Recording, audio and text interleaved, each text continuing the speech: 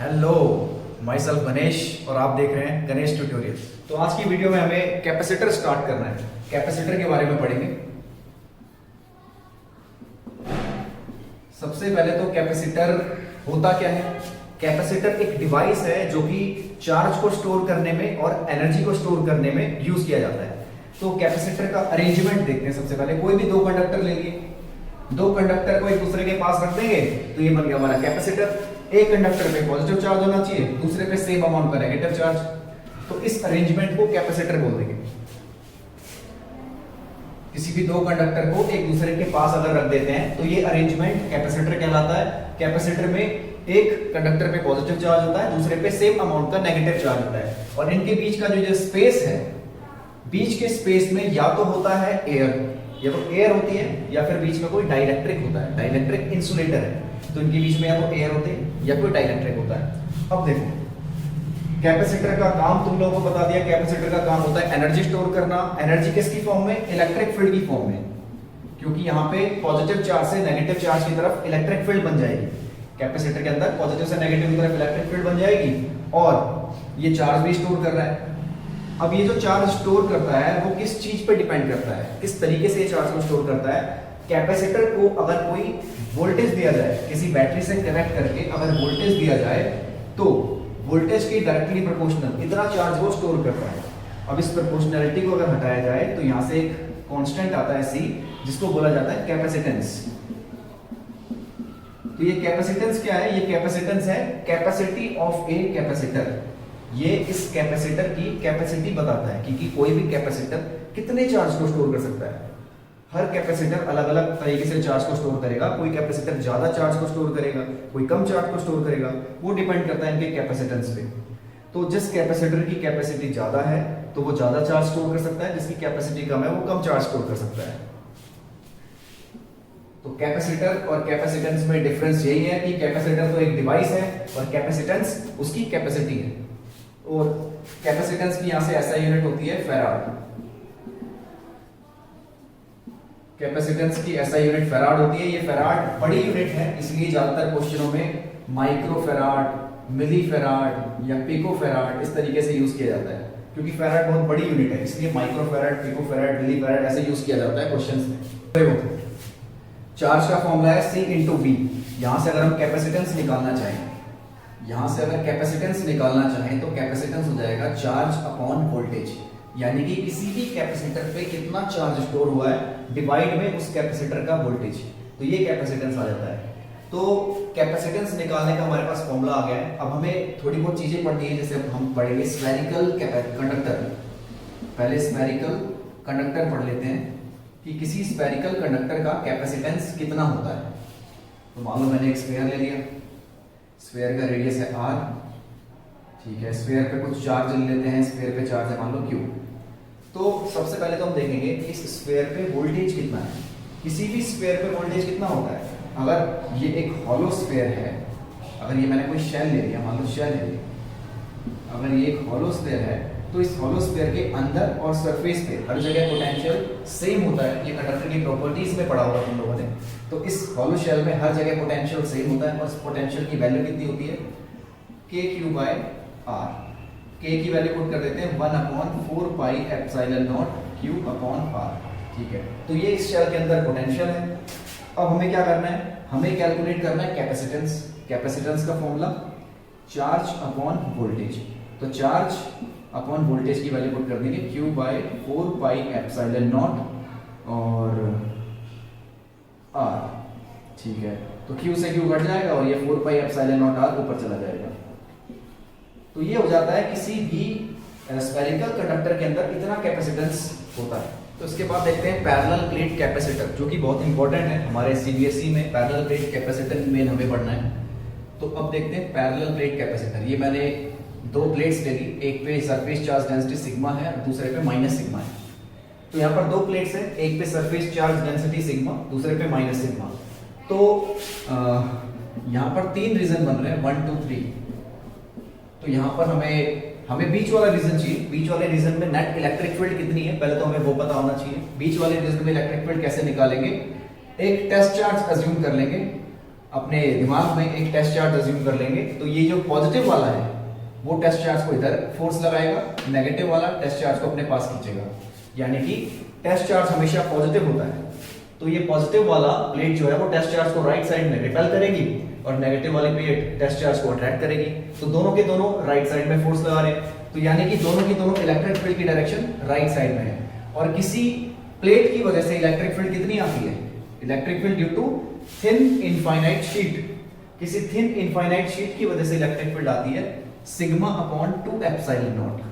तो दोनों की वजह से इलेक्ट्रिक फील्ड ऐड हो जाएगी, तो यहां पे आ जाएगा 2 सिग्मा, तो नेट इलेक्ट्रिक फील्ड आ जाएगी सिग्मा बाय एप्सिलॉन नॉट। तो यहां से हमें ये पता चल गया कि जो हमारा पैरेलल प्लेट कैपेसिटर है उसके बीच में इलेक्ट्रिक फील्ड कितनी है। ठीक है, इलेक्ट्रिक फील्ड पता चल गया, पर हमें चाहिए क्या? हमें चाहिए वोल्टेज। तो वोल्टेज का फॉर्मूला होता है electric field into length. Electric field है sigma by epsilon not into, इनके बीच में डिस्टेंस ले लेते हैं, मान लो d, तो लेंथ हो गई d। तो यहां से हमें वोल्टेज पता चल गया। सिग्मा को मैं लिख रहा हूं चार्ज बाय एरिया। सिग्मा है सरफेस चार्ज डेंसिटी, जो कि चार्ज बाय एरिया होता है, तो सिग्मा को चार्ज बाय एरिया लिख दिया। तो वोल्टेज आ गया QD upon A epsilon not. अब हमें निकालना है कैपेसिटेंस, तो कैपेसिटेंस का फॉर्मूला होता है चार्ज अपॉन वोल्टेज। तो ठीक है, ऊपर चार्ज लिख देते हैं और नीचे voltage QD upon A epsilon naught. तो यहां से हमारा पैरेलल प्लेट का कैपेसिटेंस आ गया है A epsilon naught Q upon QD। तो ये Q से Q कट जाएगा, कैपेसिटेंस की वैल्यू आ जाएगी A epsilon naught by D। तो किसी भी पैरेलल प्लेट के पास इतना कैपेसिटेंस होता है। इसके बाद देखते हैं कैपेसिटर्स को सीरीज और पैरेलल में अरेंज करेंगे तब क्या होगा। तो देखो, मान लो मैंने कुछ कैपेसिटर ले लिए जो कि सीरीज में अरेंज कर दिए इस तरीके से। मान लो यहाँ पे n कैपेसिटर है, C1, C2, C3, इन सभी का जो कैपेसिटेंस है वो इस तरीके से लिखा हुआ है। तो ये n कैपेसिटर मैंने सीरीज में अरेंज कर दिया और नीचे एक V वोल्टेज की बैटरी है। तो हमें बताना है कि इन सभी का जो रिजल्टेंट कैपेसिटेंस आएगा वो कितना होगा। तो रिजल्टेंट कैपेसिटेंस के लिए देखो क्या करेंगे, सबसे पहले हमें पता होना चाहिए सीरीज में चार्ज सेम होता है, हर कैपेसिटर पे चार्ज सेम रहेगा और वोल्टेज इज डिफरेंट। कैपेसिटर पे वोल्टेज डिफरेंट रहती है। अब चार्ज सेम है और वोल्टेज डिफरेंट है, ये कैसे पता चलेगा? देखो ऐसे पता चलेगा, मान लो बैटरी से कोई चार्ज अगर निकल रहा है तो इस चार्ज के पास एक ही रास्ता है इस तरीके से मूव करने का। तो ये चार्ज हर कैपेसिटर के पास होके जाएगा। किसी भी बैटरी से अगर चार्ज निकल रहा है तो हर कैपेसिटर के पास ये चार्ज होके जाएगा, क्योंकि चार्ज के पास रास्ता ही एक है और कोई रास्ता नहीं है। ठीक है, और दूसरा वोल्टेज सबका अलग अलग क्यों है, उसके लिए मैं ये पॉइंट्स बना के दिखा देता हूँ। इस पॉइंट को मैं A का नाम दे रहा हूँ, इसको B, इसको C। तो पहला वाला कैपेसिटर A और B पॉइंट के बीच में, दूसरा वाला कैपेसिटर B और C पॉइंट के बीच में। तो A और B का वोल्टेज अलग होगा, B और C का वोल्टेज अलग होगा। तो यानी कि दोनों कैपेसिटर का वोल्टेज अलग है। ऐसे ही यहाँ पर जितने भी कैपेसिटर हैं सभी कैपेसिटर्स का वोल्टेज डिफरेंट है, क्योंकि सभी कैपेसिटर्स अलग अलग पॉइंट्स के बीच में है। अगर सभी कैपेसिटर सेम, सारे के सारे कैपेसिटर AB के बीच में होते तो ये पैरेलल में अरेंज होते, सबका वोल्टेज सेम होता। लेकिन ये सारे के सारे AB के बीच में नहीं है, सभी अलग अलग पॉइंट्स के बीच में आ रहे हैं, इसलिए ये सारे के सारे पैरेलल नहीं है। ये सभी कैपेसिटर सीरीज में अरेंज है, क्यों? क्योंकि इन पे चार्ज सेम आ रहा है। तो सीरीज में चार्ज सेम है तो ठीक है। सबसे पहले तो हम लिख देते हैं कि इन सभी का वोल्टेज अलग है, तो बैटरी का जो टोटल वोल्टेज होगा वो सब में डिवाइड हो जाएगा। पहले वाले का वोल्टेज, दूसरे का वोल्टेज, तीसरे का, इस तरीके से लास्ट वाले का। तो बैटरी का जो वोल्टेज है वो सभी में डिवाइड हो गया इस तरीके से। और वोल्टेज को हम क्या लिख सकते हैं?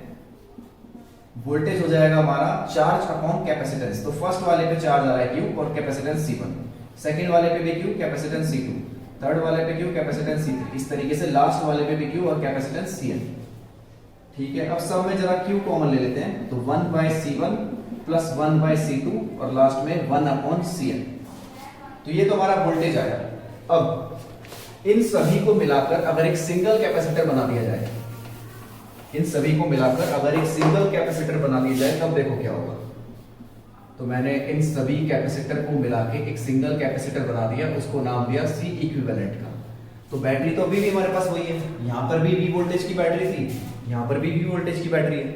तो बैटरी से, इस वाली बैटरी से जितना चार्ज निकल रहा था उस बैटरी से भी उतना ही चार्ज निकलना चाहिए, क्योंकि इन सभी कैपेसिटर को मिलाकर मैंने एक सिंगल कैपेसिटर बनाया है जो अकेला इन सब के बराबर काम करेगा। तो बैटरी से वही चार्ज निकल रहा है और चार्ज का फॉर्मूला होता है C इंटू वी।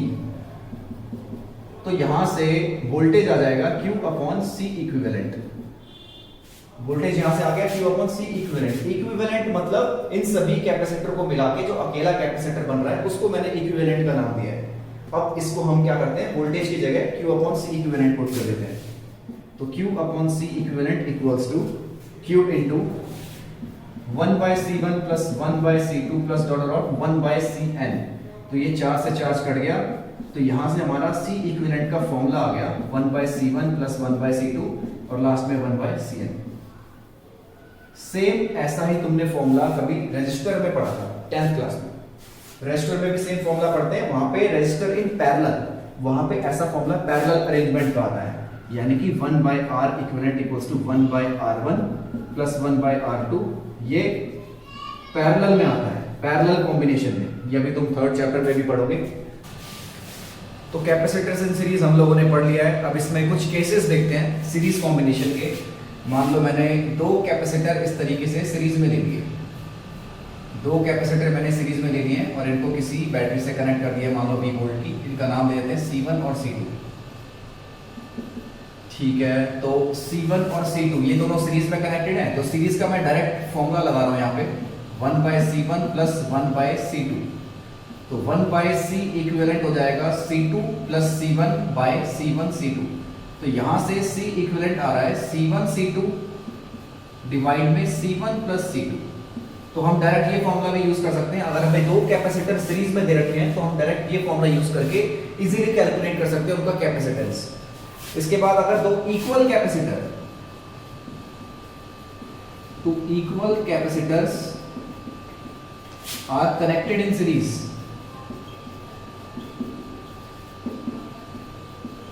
अगर 2 इक्वल कैपेसिटर सीरीज में कनेक्टेड हैं तो C इक्विवेलेंट देखो क्या हो जाएगा। दोनों कैपेसिटर सेम है, C1 की वैल्यू भी मैं C0 लिख देता हूं, C2 की वैल्यू भी C0 और नीचे C0 प्लस C0। ऊपर आ रहा है C0 का स्क्वायर, नीचे 2C0, तो ये आ जाएगा C0/2।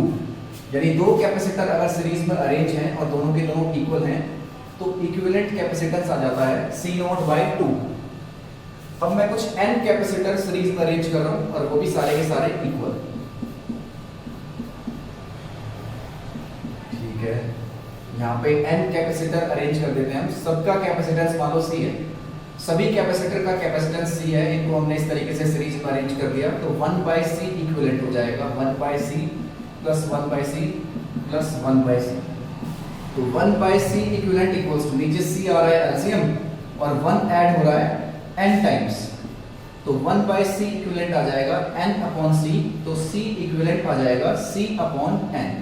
यानी कि n कैपेसिटर अगर सीरीज में अरेंज है और सभी का कैपेसिटेंस सेम है तो उनका इक्विवेलेंट कैपेसिटेंस आ जाता है C/n। इसके बाद आता है पैरेलल कॉम्बिनेशन। तो 2 कैपेसिटर, 2 या 2 से ज्यादा कितने भी कैपेसिटर अगर पैरेलल में अरेंज है, तो मैंने मान लो कुछ n कैपेसिटर यहाँ पे पैरेलल में अरेंज कर दिए। मान लो ये सभी के सभी n कैपेसिटर है जो कि मैंने पैरेलल में अरेंज कर दिए हैं और एक बाहर से बैटरी लगा देते हैं कोई 20 वोल्ट की। ठीक है, तो मैं इनका नेट कैपेसिटेंस कैलकुलेट करना है, यानी इनका इक्विवेलेंट कैपेसिटेंस कैलकुलेट करना है। तो पैरेलल में कनेक्टेड है, ये पता कैसे चलेगा? देखो, ये हमारा पैरेलल कॉम्बिनेशन है। तो पैरेलल में कनेक्टेड है, ये पता कैसे चलेगा? कोई भी पॉइंट ले लो, A और B, कोई 2 पॉइंट ले लिए, तो A और B पे हम देख रहे हैं हमारी बैटरी A और B इन दोनों पॉइंट पे कनेक्टेड है। हमारी यहाँ पे जो बैटरी है वो A और B दोनों पॉइंट पे कनेक्टेड है। अब कोई भी कैपेसिटर ले लो, पहला वाला कैपेसिटर A और B के बीच में आ रहा है, दूसरा कैपेसिटर भी A और B के बीच में आ रहा है, तीसरा कैपेसिटर भी A और B के बीच में आ रहा है। तो सभी के सभी कैपेसिटर A और B सेम पॉइंट्स के बीच में आ रहे हैं। इसका मतलब सभी कैपेसिटर का वोल्टेज इक्वल है, और कितना है? बैटरी के वोल्टेज के बराबर। तो जब सभी कैपेसिटर का वोल्टेज सेम रहता है तो इसका मतलब वो पैरेलल कॉम्बिनेशन है। तो पैरेलल कॉम्बिनेशन में वोल्टेज इज सेम और चार्ज इज डिफरेंट। तो इन पॉइंट से तो हमें ये पता चल रहा है कि ये पैरेलल कॉम्बिनेशन है। अब यहां से अगर कोई चार्ज निकलता, जब वो चार्ज यहाँ A पॉइंट पर पहुंचेगा तब इस चार्ज के पास जाने के लिए एक रास्ता नहीं है, बहुत सारे रास्ते हैं। ये चार्ज यहाँ भी जा सकता है, ऊपर भी जा सकता है, नीचे भी जा सकता है। तो जब चार्ज के पास ज्यादा रास्ते होते हैं तब इसका मतलब वो सीरीज कॉम्बिनेशन नहीं है। तो चार्ज के पाथ से हमें ये पता चलता है कि सीरीज कॉम्बिनेशन है या नहीं है। और 2 पॉइंट अगर हम लेके देखते हैं तो यहाँ से हमें पता चलता है कि पैरेलल कॉम्बिनेशन है या नहीं है। तो ये पैरेलल कॉम्बिनेशन है क्योंकि सभी कैपेसिटर सेम पॉइंट्स के बीच में आ रहे हैं। अब यहाँ पे वोल्टेज सेम है लेकिन यहाँ पे चार्ज डिफरेंट होता है, तो जो टोटल चार्ज होगा वो सभी कैपेसिटर के चार्ज को ऐड करके आएगा। और चार्ज का फॉर्मूला क्या होता है? चार्ज का फॉर्मूला होता है C इंटू V। सभी का वोल्टेज सेम है तो सबका वोल्टेज मैं सेम लेकर आऊँ। ठीक है, अब इस सभी कैपेसिटर को मिलाकर अगर एक सिंगल कैपेसिटर बना दिया जाए, all the capacitors are combined to form equivalent capacitance, यानी सभी कैपेसिटर को कंबाइन करके एक सिंगल इक्विवेलेंट कैपेसिटर बना दिया, तो देखो क्या होगा। तो इस तरीके से मैंने एक अकेला कैपेसिटर ले लिया जिसको नाम दिया C इक्विवेलेंट का, और यहाँ पर मैंने एक 20 वोल्ट की बैटरी लगा दी है। अब यहाँ से जो चार्ज निकलेगा वो किसके बराबर होगा? Q equals to C equivalent into V। ये चार्ज होगा Q equals to C equivalent into V। अब इस बैटरी से जो चार्ज निकल रहा है और इस बैटरी से जो चार्ज निकल रहा है वो सेम ही होगा क्योंकि दोनों बैटरी सेम है। तो इस Q को हम यहाँ पे पुट कर देंगे तो C इक्विवेलेंट इंटू V हो जाएगा। इन सभी में V कॉमन आ रहा है तो C1 plus C2 plus dot Cn, V से भी कट जाएगा तो यहाँ से C इक्विवेलेंट का बहुत ही सिंपल फॉर्मूला आ जाएगा C1 plus C2 plus C3 plus dot Cn। तो पैरेलल कॉम्बिनेशन में सीधा सभी कैपेसिटर को, सभी कैपेसिटेंस को ऐड कर दिया जाता है, और सीरीज कॉम्बिनेशन में हम पढ़ चुके हैं। ये सेम फॉर्मूला तुमने पढ़ा था 10th क्लास में। रजिस्टर को अगर सीरीज में कनेक्ट करते हैं तब ये फॉर्मूला आता है इसी टाइप का, R1 plus R2 plus R3 dot dot Rn। तो इसके बाद नेक्स्ट टॉपिक आता है energy stored in a capacitor.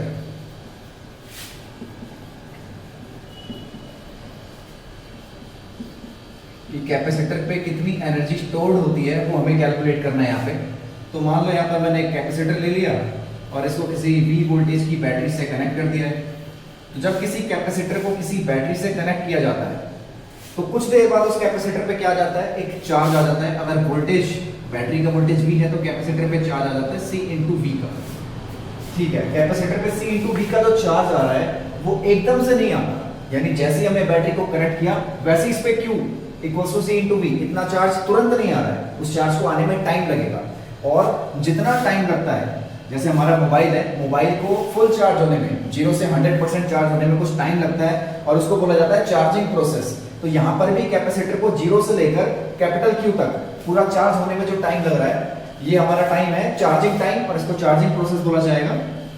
यानी ड्यूरिंग चार्जिंग, चार्जिंग के दौरान देखो, जैसे कि हम अपना फोन चार्ज करते हैं तो बीच में कभी वो 10% चार्ज होता है, 20%, 50%, कितना भी हो सकता है। तो सेम ऐसे ही यहाँ पर एकदम से कैपिटल Q चार्ज नहीं आएगा, बीच में कोई भी चार्ज आ सकता है। मान लो इसका 10 गुना कम आएगा, कोई भी चार्ज ले लो, 1 2 3 4 एनीथिंग कैपिटल Q से कम ही आएगा। चार्जिंग के दौरान जो भी हमारा चार्ज होगा किसी भी इंस्टेंट पे, अज्यूम करो चार्जिंग में 0 से लेकर t इतना टाइम लग रहा है, तो 0 से t के बीच में जो भी टाइम होगा उस टाइम पे कुछ ना कुछ कैपेसिटर पे चार्ज होगा और वो कैपिटल Q से कम होगा। तो चार्जिंग के दौरान मैंने लेट कर लिया, लेट एट एनी इंस्टेंट, किसी भी इंस्टेंट पे चार्ज ऑन कैपेसिटर, कैपेसिटर पे जो चार्ज है वो स्मॉल q है। किसी भी इंस्टेंट पे कैपेसिटर पे चार्ज मैंने स्मॉल q अज्यूम कर लिया। जब कैपेसिटर पे चार्ज स्मॉल q होगा तो वोल्टेज कितना हो जाएगा? q होता है C इंटू V, तो वोल्टेज हो जाएगा Q बाई C। अब इस बैटरी से मान लो dq चार्ज निकल रहा है। अब बैटरी कैपेसिटर को चार्ज कर रही है तो धीरे धीरे कैपेसिटर पे चार्ज आ रहा होगा, एकदम से पूरा चार्ज नहीं जा रहा होगा। पहले dq हो गया, फिर dq हो गया, फिर dq हो गया, इस तरीके से dq जाके पूरा capacitor at the end completely charge हो जाएगा। तो बैटरी इस dq चार्ज को कैपेसिटर तक पहुंचाने में जो भी वर्क करती है उसी वर्क को कहा जाता है energy stored in a capacitor. Work का फॉर्मूला हमने इसी चैप्टर में पढ़ा हुआ है। वर्क का फॉर्मूला होता है चार्ज इनटू पोटेंशियल। तो यहाँ पर स्मॉल वर्क डन हो जाएगा चार्ज, स्मॉल चार्ज dq ले लिया और पोटेंशियल भी, और पोटेंशियल की वैल्यू कितनी है? Small q by c। अब दोनों साइड इंटीग्रेट कर देंगे कंप्लीट वर्क निकालने के लिए।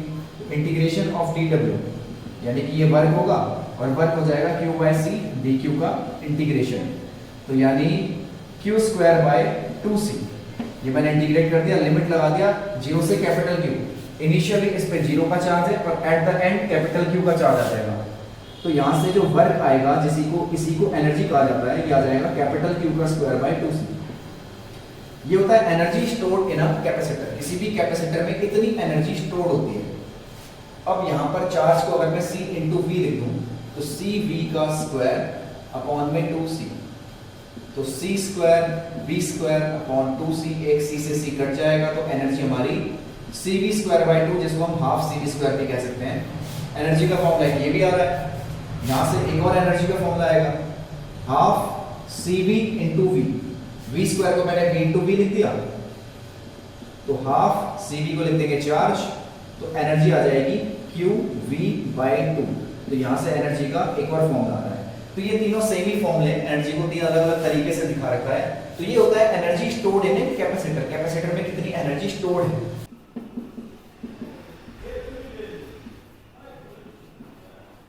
तो अब हमने कैपेसिटर के अंदर कितनी एनर्जी स्टोर होती है ये पढ़ लिया है। अब कैपेसिटर की एनर्जी डेंसिटी क्या होती है ये पढ़ना है।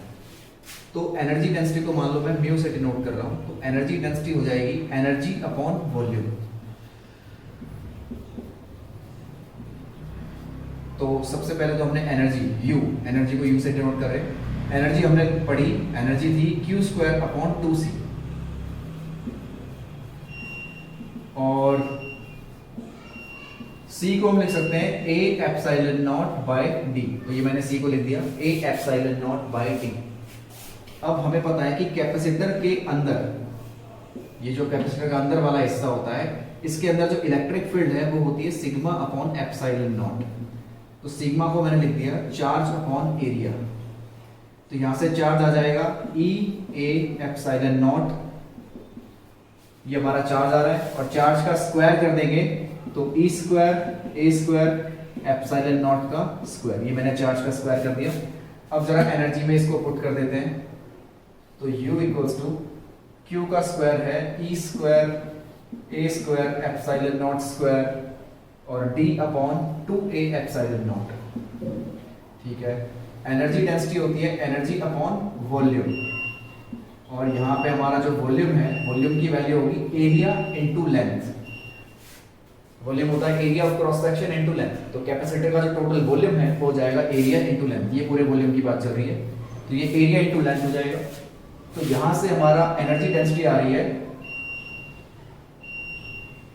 E square A square epsilon not square D 2A epsilon not into AD।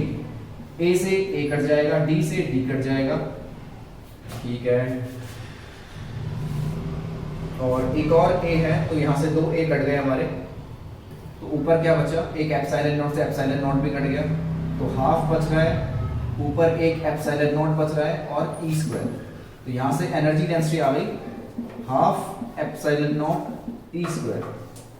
तो एनर्जी और एनर्जी डेंसिटी दोनों का फॉर्मूला पढ़ लिया हमने।